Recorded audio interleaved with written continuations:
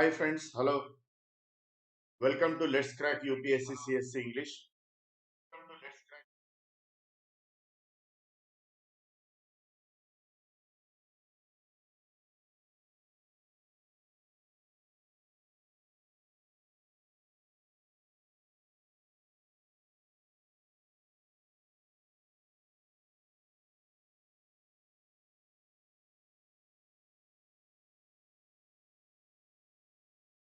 India's largest online learning platform, Unacademy. From Unacademy, you will be getting daily live classes, live tests, quizzes, structured courses, unlimited access to videos and course material on UPSC prelims and mains. Download Unacademy app, learning app, and get daily live classes. This is Kiran Anishetti, faculty for political science, public administration, polity, ethics, and issues in governance. I've done my MBA in marketing. I've done my MA in political science as well as in public administration. Got qualified UGC NET in political science and public administration. I'm about to complete my LLB. 4 times I took civils mains with public administration optional, each time scoring more than 55% in public administration optional. I have more than 10 years of UPSC teaching experience. I have taught in Telangana Government ST IAS Study Circle, Telangana Government Minority IAS Study Circle, Super 60 IAS Academy Hyderabad, Challengers IAS Academy Hyderabad, Narayana IAS Academy Hyderabad, and Pan India IAS Academy Hyderabad. Friends, today we are going to discuss administrative reforms, which is very important for ethics, general essay, issues in governance, and public administration optional. This topic is very important for general essay, ethics, issues in governance, and public administration option. You can prepare with the top 100 educators of Unacademy, such as Mrunal Patel, Roman Sainis, Sudarshan Gujjar, etc.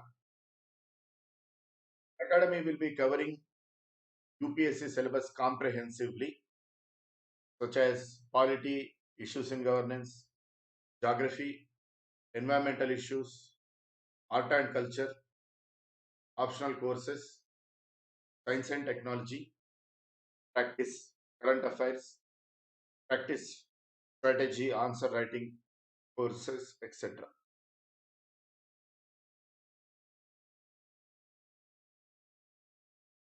I recommend Unacademy Plus subscription. For 12 months, it is 44,000. If you use my promo code, that is capital KIRAN, you will be getting 10% discount. You will be getting it 39,600 for 12 months. For 24 months, it is 64,000, and if you use my promo code, you will be getting it 57,600. Under Plus subscription, the aspirant will be getting the benefits such as daily live classes, test series, unlimited practice, structured schedule, etc. Unacademy has recently come up with new pattern of subscription, that is iconic subscription. One of the salient features of iconic subscription is you can have personal mentorship from the educator, that is faculty. In offline courses, the aspirant will not be having opportunity to get personal guidance, personal mentorship from the faculty. But here, Academy is providing wonderful opportunity to have personal mentorship from the faculty himself. You will be getting feedback also from faculty. Faculty will be evaluating your answer scripts. The educator, what we call in Unacademy, educator will be evaluating your answer scripts. If you use my promo code capital KIRAN, you will get 10% discount. 64,000 price will be reduced to 57,600. 24 months 99,000. If you use my promo code, it will come at 89,100. Apart from 10% discount, I have prepared for civil service for 10 long years, and I have teaching experience in civils for 10 long years. That means as an aspirant as well as an educator, I have around 20 years of experience with regard to civil services.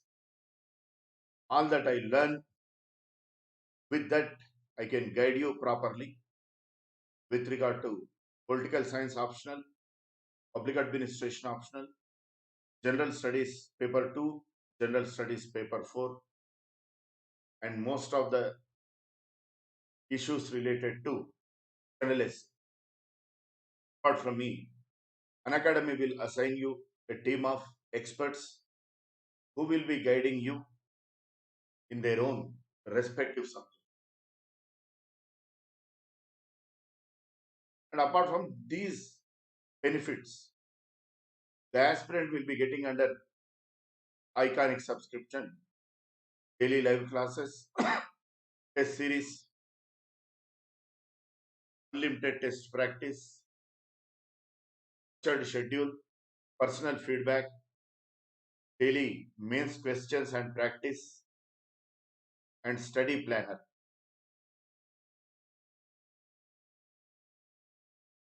So these are the benefits that you get, friends. Hence, I strongly recommend for subscription of organic, which is very, very useful for the aspirant.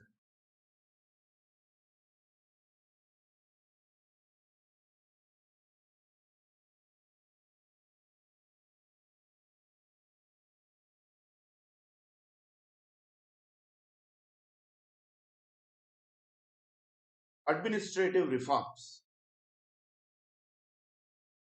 Why do we need administrative reforms? To improve administrative effectiveness. What do you effectiveness as students of polity?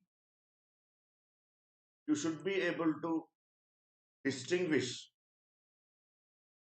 what is effectiveness, what is efficiency, what is economy.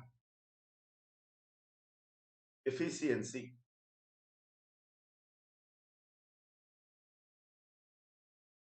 economy,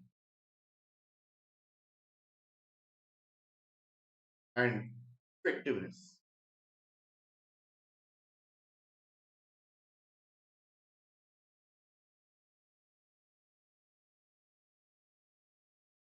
Efficiency, economy, effectiveness. Efficiency refers to performing things in right manner. Efficiency, it means performing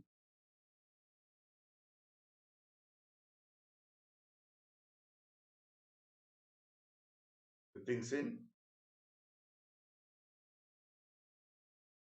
right manner, right direction, smoothly. Executing the things smoothly. Simple.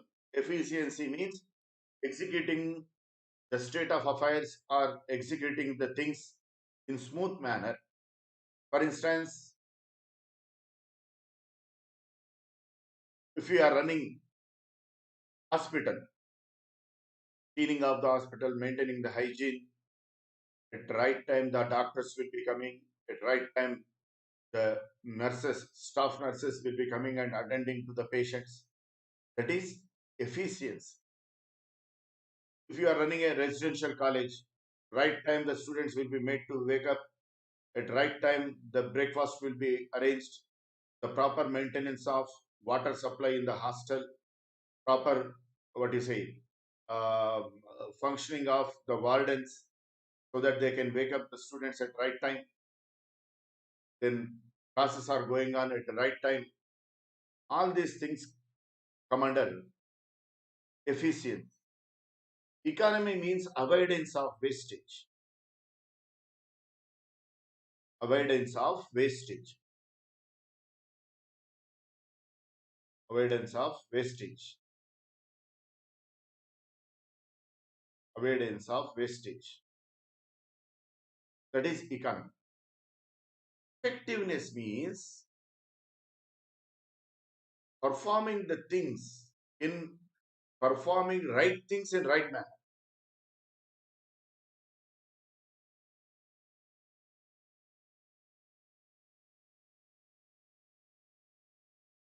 Performing the right things in right manner. Performing the right things in right manner. That is effectiveness. Like we are running a residential college. We will ensure not only the smooth flow of functions, but also we will emphasize on results of the function. Faculty are coming and teaching.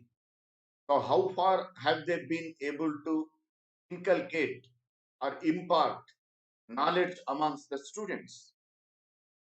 Our students are learning based on the concept, whether they are understanding the concepts.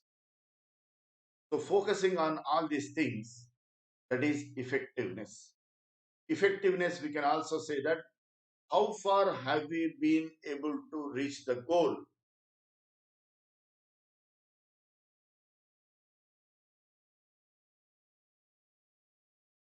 How far have we been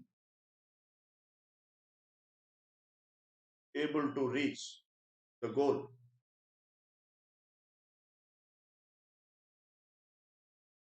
How far have we been able to reach the goal?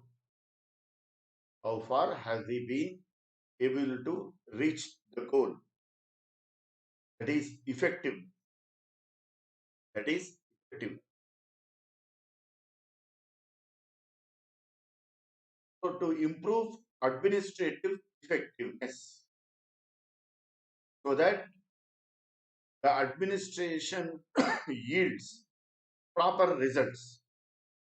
So that the administration yields proper results. To improve administrative effectiveness.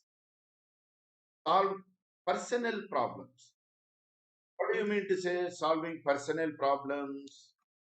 Proper recruitment. Proper recruitment.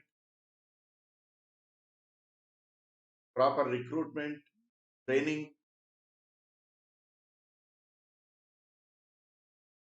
training, service conditions,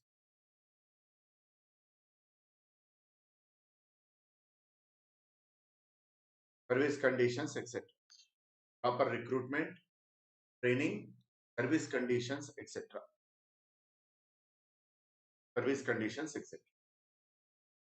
So that is to solve problems, personnel problems. Proper recruitment, proper training, proper evaluation of performance of the personnel, proper service conditions such as leave, pension, suspension, disciplinary actions, etc. All these things come under personnel administration to solve personnel problem. Third, to cope with pressures and threats from outside environment. To cope with pressures and threats from outside environment. Outside environment. For instance, Anna Hazare movement. Because of Anna Hazare movement, the government sorry, the government was forced to legislate Lokpal Lokayukta Act. Because of Anna Hazare movement, the government was forced to legislate Lokpal Lokayukta Act. Hence, to cope with pressures and threats from outside environment. Cope with pressures and threats from outside environment.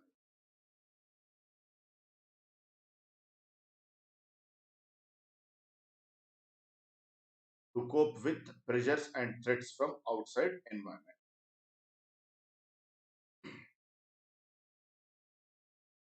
In the same way, because of the pressure from civil society, the government was forced to pass Right to Information Act.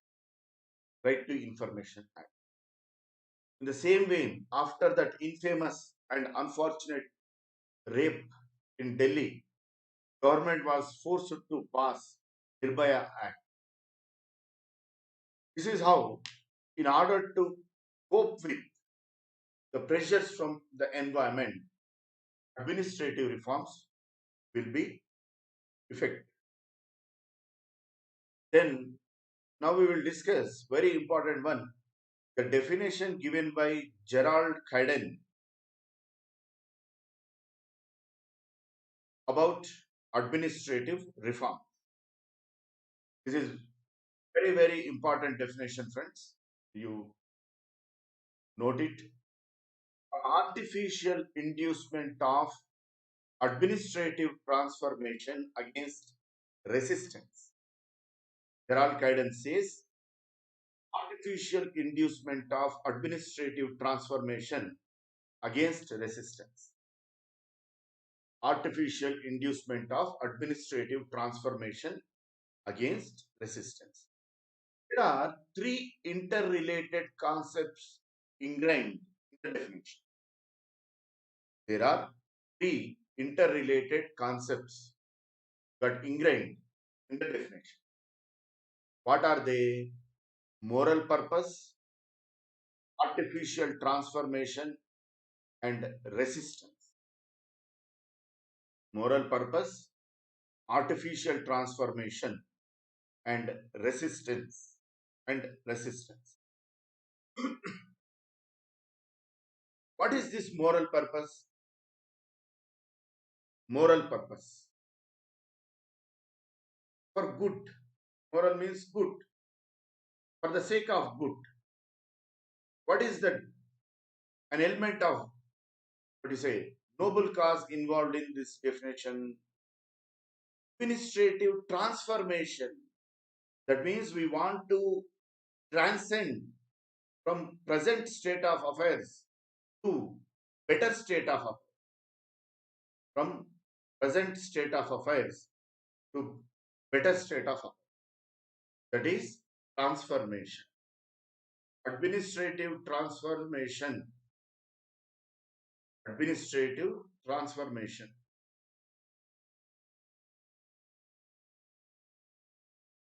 Administrative transformation. Move from status. Administrative transformation against resistance. We will discuss resistant part. So administrative transformation, that means we want to move the administrative apparatus from present state of affairs to better state of affairs. Now the administration may be suffering from corruption.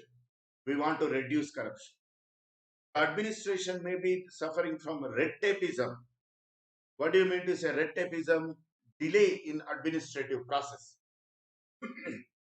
Delay in administrative process. It may be suffering from red tapeism. To reduce that red tapeism, the administration interaction with the citizen is not good. So we want to improve the relationship between the administrative system and the citizens. So we want to move the administrative apparatus from present state of affairs to better state of affairs. That is moral purpose which is involved in this definition. Administrative transformation. against resistance, against resistance. So bureaucracy always resists. Bureaucracy always resists administrative reform initiative. Bureaucracy always resists the administrative reform initiative. Bureaucracy as well as the vested interest. Bureaucracy as well as the vested interest always they resist administrative reform initiative. Artificial inducement. Artificial inducement. Artificial inducement. What does it mean? Always the reform initiative ought to come from outside, not from inside. Always the administrative reform initiative should come from outside, not from inside. What do you mean to say outside, inside? The demand for administrative reforms never comes from within the bureaucracy. Demand for administrative reforms never comes from within the bureaucracy. It always comes from the external environment. Always comes from the external environment. The external environment. Always it comes from the external environment. What do you mean to say external environment? It may be from judiciary. The way judiciary prescribed that every police officer, right from station house officer to Director General of Police, should have minimum tenure of 2 years. So like that, it may be coming from judiciary. It may be coming from civil society. The way Anna Hazare movement forced the government to legislate Lokpal Act. It may be coming from the political system. For instance, this present government, it has been introducing many administrative reform initiatives, reforms in training process, reforms such as introduction of lateral entry. Lateral entry means directly individuals will be occupying senior posts in administration, such as additional secretary, joint secretary, etc. So, occupying that senior positions to merit exam. Merit exam. So, all these things, all such demands for administrative reforms will come from outside world, but it never comes from within the bureaucracy. It never comes from within the bureaucracy. So that is the meaning of saying these three interrelated concepts are ingrained in this definition of administrative reforms. They have been ingrained in this definition, administrative reforms.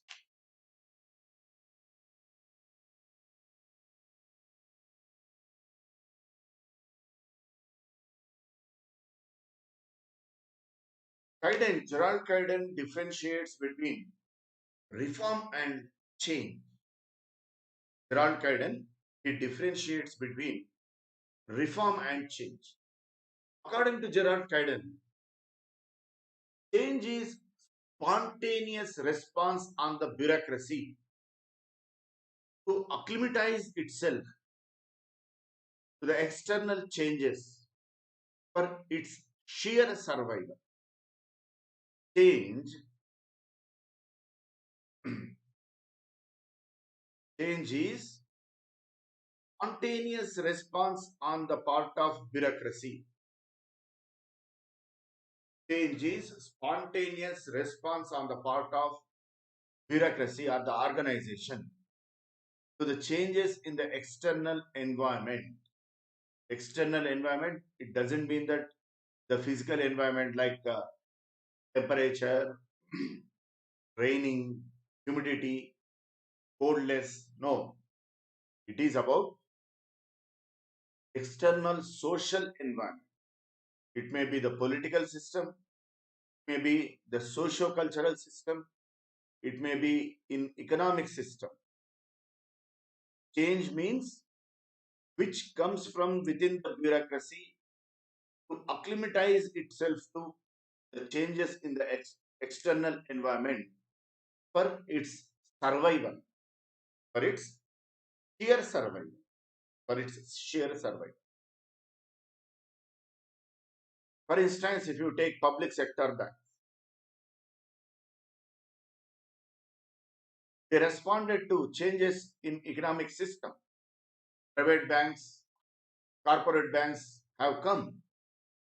They are rendering services to the customers such as uh, centralized AAC, then receiving the customers in a good manner, computerization, digitalization, welcome desk. Government banks also have done, but they are only facadistic measures. There is no change in their philosophy or basic function. Can you get personal loan from government bank? Any private employee, irrespective of his earnings, even if he is earning 2 lakhs per month, will he be able to get personal loan from government bank? No, he won't. Will you get four-wheeler loan easily from government bank? It's very difficult. On the other hand, you will be getting hassle-free personal loan from private banks, hassle-free uh, four-wheeler loans from private banks. So change, it never changes our style of functioning. It changes only some external appearances. That is change. On the other hand, reforms involves remedying the malfunctioning of administrative system. Reforms involves remedying the malfunctioning of administrative system. Remedying the malfunctioning of administrative system, which involves major overhaul in administrative system. Reform, on the other hand, it involves remedying the administrative system, which results in major overhaul in administrative system. What do you mean to say major overhaul in administrative system? Drastic changes in recruitment process, changes in training process, drastic changes in service conditions, drastic changes in service conditions. All these things they come under major overhaul in administrative system. Major overhaul in administrative system.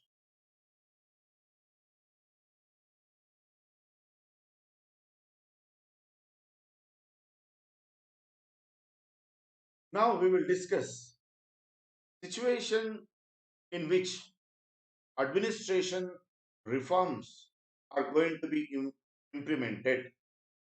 Situations under which the administrative reforms are going to be implemented. Administrative reforms involve change, changing what exists now. We can say, we can term that as change in the status. Change in the status.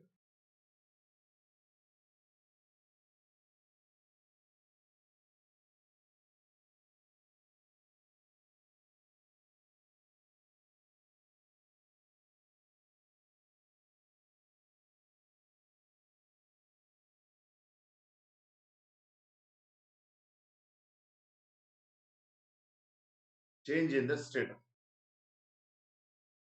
Administrative reforms involve change in what exists. Status quo means what? As it is, exists at present, which exists at present. Administrative reform process, it involves changing the existing situation, change in the status quo. That means at present, the administrative system deeply entrenched in corruption, so reducing corruption. The administrative system is characterized by red tapeism, delay in administrative process, so reducing red tapeism.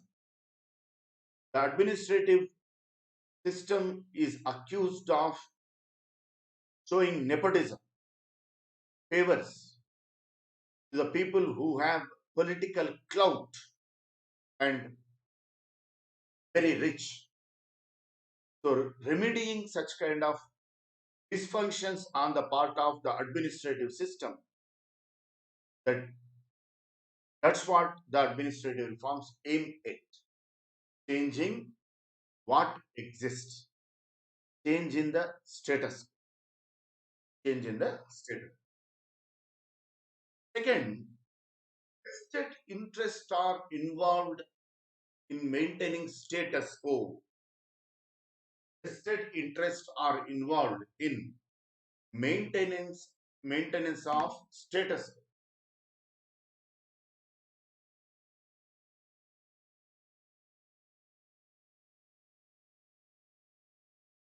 Vested interests are involved in maintenance of status quo. There are some interests in politico-administrative system which do not want administrative reforms to be effected. They do not want administrative reforms to be effected. Why? Because if administrative reforms are properly implemented, they will be at loss. Who are they? Like the brokers who deal in scams. For instance, Indrani Mukherjee, the corporate broker, who is accused of murder of her own daughter. Then in the same way, recently, one lady got arrested in Kerala in connection with gold scam. They are the vested interests. Not only they, corrupt politicians, corrupt business houses, anti-social elements, mafia, the underworld, they do not want these administrative reforms to be effective because they act against their own vested interests. So vested interests are involved in maintaining status quo. Status quo means be keeping the things as it is. Keeping the things as it is. That is status. Vested interests are involved in maintenance of status quo. Then administrative reforms are part of larger political process and it should be considered in relation to it. Administrative reforms are part of larger political process and it should be considered in relation to it. In relation to it. In relation to it. What does it mean? When we discussed issues of corruption, if you remember my previous session, we discussed about ecological approach of FW Ricks. This ecological approach we adopt from comparative public administration in public administration optional. Comparative public administration chapter in public administration optional. What do you mean to say ecology? This concept, Frederick F.W. Fredericks, he adopted from biology. He adopted from biological science. In biology, we have this ecological concept, ecological concept,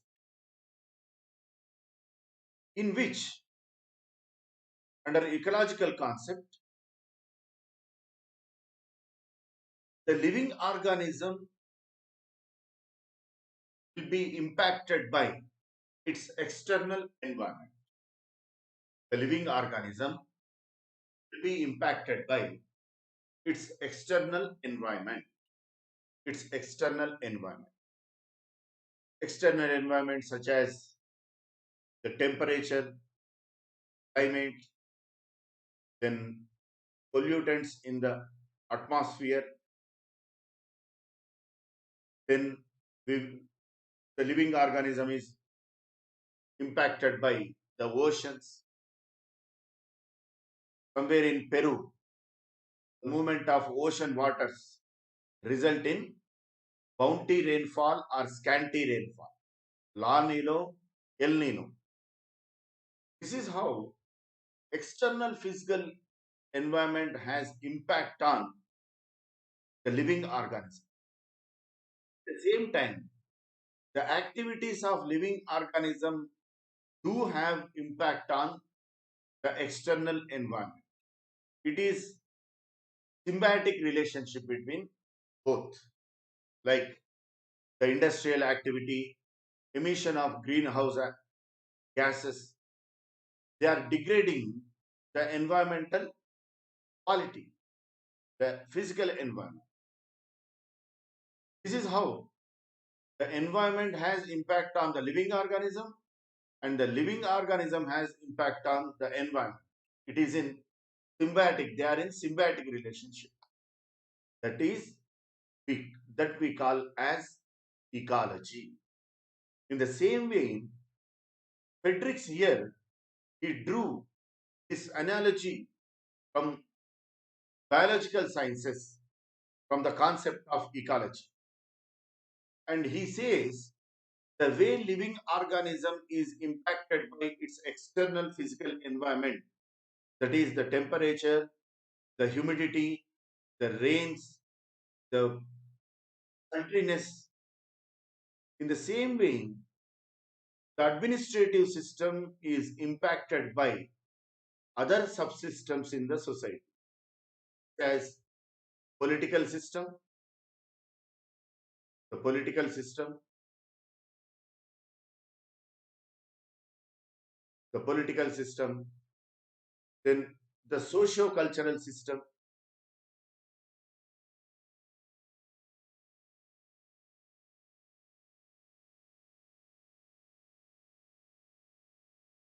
the socio-cultural system,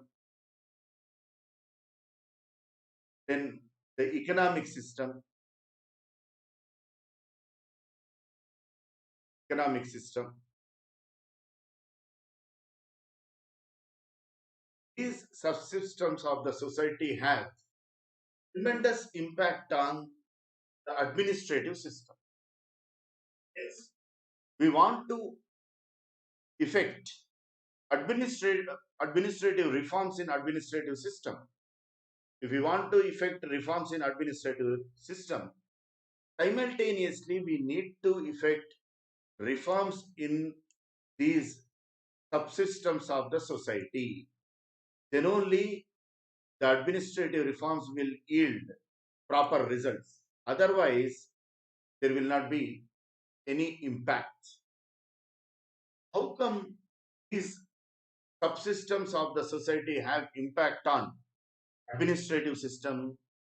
For instance, if you take political system, it is considered that political corruption is mother of all corruption. Political corruption is mother of all corruption.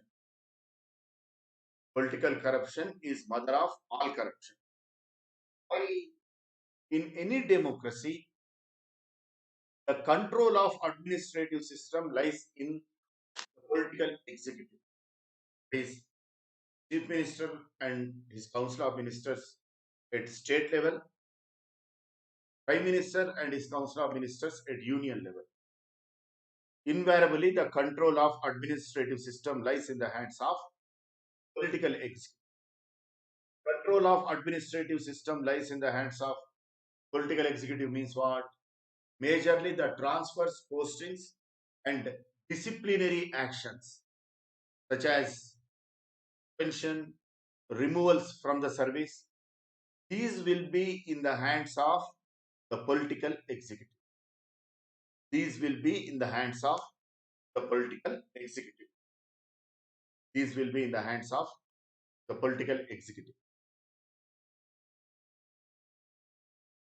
Hence, if political executive himself is to be corrupt, then the entire administrative system will also become corrupt because political executive will be posting the honest officers in insignificant postings.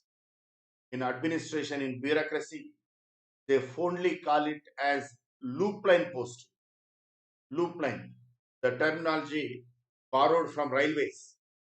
If you are traveling in passenger train, the goods trains are set aside.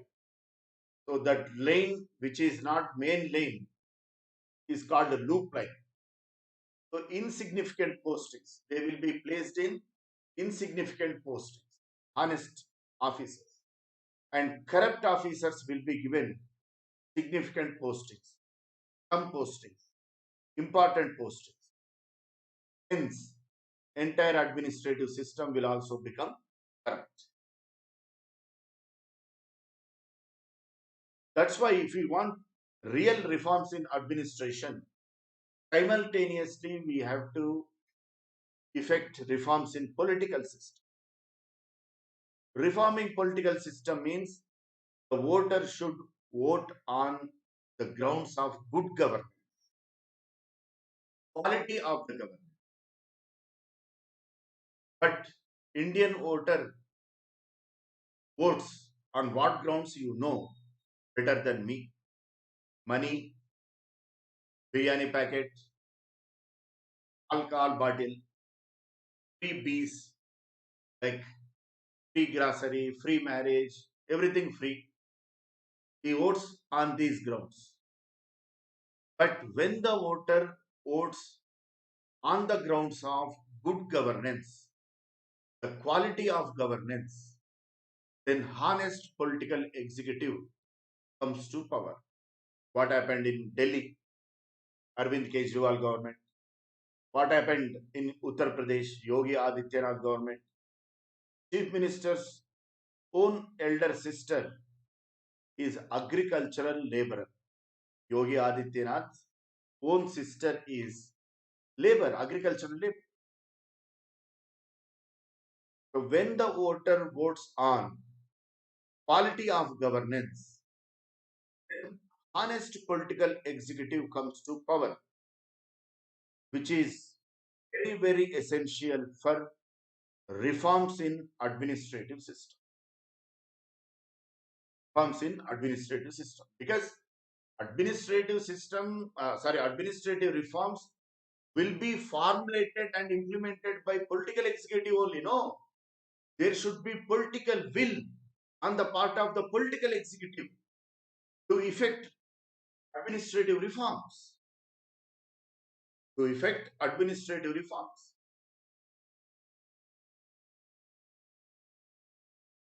This is how political system should also be reformed if we want reforms in administrative system. Voter voting on the basis of quality of governance. When he votes like that, when he imbibes the values and ethos of democracy, when he imbibes the values and ethos of democracy, when he understands what is democracy, what are the central principles of democracy, how his own vote determines his own destiny, how his own voting pattern determines his own destiny. He should realize. For this purpose, citizenship values and democratic values ought to be imbibed in people right from school education. Democratic values and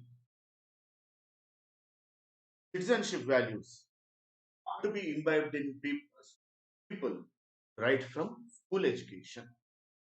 Right from school education.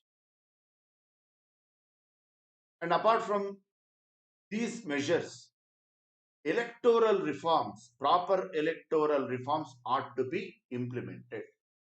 This is how we can refurbish political system, which in turn leads to reforms in administrative system and socio-cultural system. Unfortunately, Indian society, it respects corruption. Indian society accepts corruption. Indian society rewards corruption. Indian society eulogizes corruption. It is unfortunate thing that in India, the individual, as soon as he gets into civil services, after when your UPSC results are out, the final results, the way a few days ago UPSC results were out, as soon as the results are out, the society in India respects the administrator. But in other countries like Japan, in US, in Australia, Canada, the administrator will be respected only when he works honestly, when he works for the welfare of the society and development of the nation. Unfortunately, in Indian society, as soon as you get rank, you will be treated as newly married son-in-law of the country. Handsome dowry will be offered to you. All these instances, they reflect Indian society as accepts and it respects corruption. Apart from that, we need to realize that the values and practices that are here on the part of the society at large, the values and principles that have been practiced by the society at large, those values and principles will be imbibed into people invariably. Administrator is coming from our own society. He is not alien. He will not be coming from Mars or the sun or moon or Jupiter. He will be coming from our own society. Hence, the values and practice principles that we practice that have been practiced by the society at large invariably will be imbibed into people. What kind of values we practice in our society? Corrupt practices. For instance, during Uttarakhand natural disaster in 2013, during Uttarakhand natural disaster during 2013, when people were dying out of lack of food, lack of water, one father told that in order to quench the thirst of his son, he squeezed his banyan, and with the drops of water coming from that banyan, he quenched the thirst of his son. That was the situation. You know what people were doing at that time?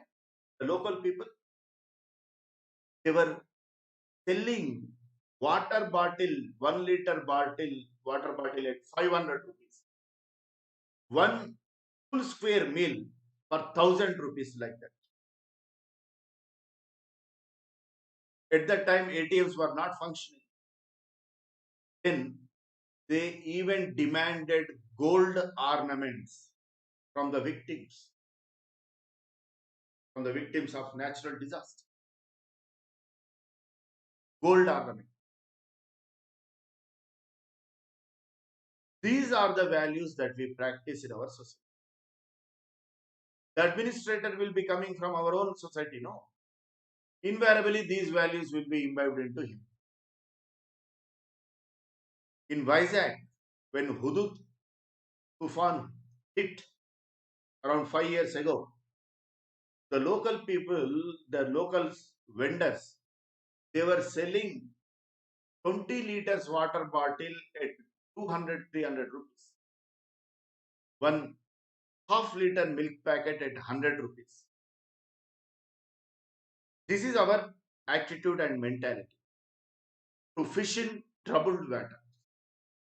To fish in troubled waters. Hence, our administrators are also corrupt. They also practice the same values and principles. On the other hand, in Japan, when tsunami hit Japan 3, 4 years ago, the restaurants, local restaurants in the area, they put the board, you can come and have food as long as the provisions in the restaurant last. As long as the provisions in the restaurant last, you can come and you can have food free of cost. This is how they behave in Japan. That's why their bureaucracy is honest. Their bureaucracy is renowned across the globe as modernizing bureaucracy. It is renowned across the globe as modernizing bureaucracy. However, bureaucracy is known across the globe as wooden bureaucracy. Our bureaucracy is known as wooden bureaucracy. It is known as wooden bureaucracy. Japanese bureaucracy, it is renowned across the globe as modernizing bureaucracy because it played vital role in the development of Japan. It played vital role in the development of Japan. In the modernization of Japan. In its journey from ashes, the present state of one of the biggest economies in the world. This is how socio-cultural system has impact on administrative system. Hence, if you want to have proper reforms to be effected in administrative system, we need to reform our socio-cultural system as well. Then economic system. Economic system like presence of corrupt business houses, corrupt business practices, they also responsible for corruption in administrative system. So this is how, friends, other subsystems in the society such as the political system, the socio-cultural system, the economic system have tremendous bearing on the administrative system. Hence, if we want proper administrative reforms to be effective, first we need to reform these subsystems of the society, without which, if we want to impact or effect reforms in administrative system, it will yield no result. It will be like what Montgomery says. The famous administrative thinker Montgomery says, adopting static model of administrative perfection to dynamic political reality. Adopting static model of administrative perfection to dynamic political reality. Adopting static model of administrative perfection to dynamic political reality. Reality is dynamic, but we are adopting static model. The way Manmohan Singh government, it introduced CSAT. No use of that CSAT.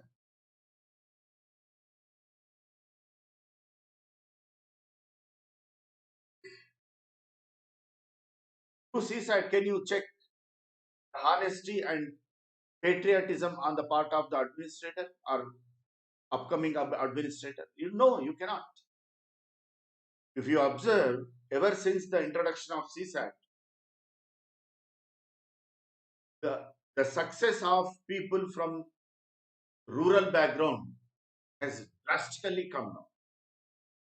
Has drastically come down.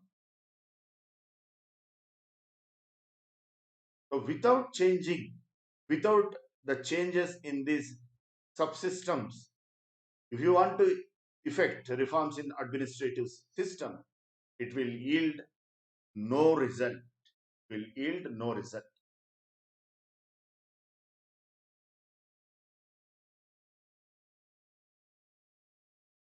Now we will discuss the nature of our bureaucracy.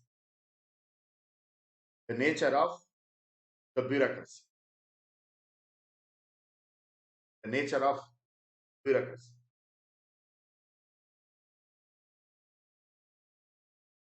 Before giving medicine to the disease, first we need to diagnose the disease. The doctor wants to diagnose the disease. The medicine can be given. Medicine can be administered. In the same way, before implementing any reforms in our administrative system, first we need to understand the nature of our administrative system. Basically, there are two types of bureaucracies in the world, according to Mohit Bhattacharya, the famous political science and public administration professor, Mohit Bhattacharya. He says, basically the bureaucracies in the world can be divided into two: instrumental bureaucracies and institutional bureaucracies. Instrumental bureaucracies are those that have been created in democratic countries, Western democratic countries such as US, England, Australia, New Zealand, etc. They are called instruments because they are just like instruments in the hands of the people of the country to formulate and implement welfareistic programs for their society, to administer the government for the development of the nation. They just function as instrument in the hands of the citizens as well as in the hands of their political executives, where vibrant civil society exists. Always remember, friends, in order to have reforms in bureaucracy, we need to have vibrant civil society, a strong civil society. Civil society comprises media, charitable institutions, NGOs, citizen groups, etc. These should be very strong. Then only we can have reforms in administrative system. On the other hand, institutional bureaucracies are those that have been created by colonial masters for their imperialistic purposes. Institutional bureaucracies are those that have been created by colonial masters for their imperialistic purposes. What do you mean to say imperialistic purposes? To exploit the native nation, to exploit the people of the country, to treat them as slaves, even to treat them as animals, perpetrating cruel atrocities on them. For that purpose, these bureaucracies have been created. In the same way, our bureaucracy was also created by our erstwhile colonial master, the Britishers, and for the purpose of exploitation of Indians. The problem here is that even after 75 years of our independence, still our bureaucrats carry that colonial hangover. Still they think that they are masters and we are servants, we are slaves. That colonial hangover is lingering in the minds of bureaucrats. Feudalistic mentality. feudalistic mentality. These institutional bureaucracies are characterized by colonial hangover and feudalistic mentality because they were created by their erstwhile colonial masters for imperialistic purposes. Hence, even after the democracy has been enforced in these developing our third world countries, unfortunately, still the bureaucracy is carrying values and ethos of their erstwhile colonial master. So this is the problem. This is the main problem.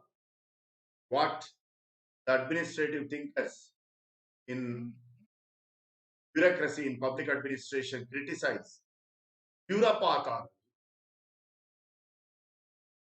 This disease as termed as bureaucracy, colonial hangover, feudalistic mentality. In next class, in our second session, we will discuss what are the problems of third world countries with regard to administrative reforms. Then what kind of administrative reforms need to be effected, that also we will discuss. Thank you, friends. Thanks a lot. See you in our next session, that is administrative reforms part 2. Don't think that this is important only for public administration optional. No, this is very, very important for LSA, ethics, and issues in governance. Thank you, friends. Thanks a lot.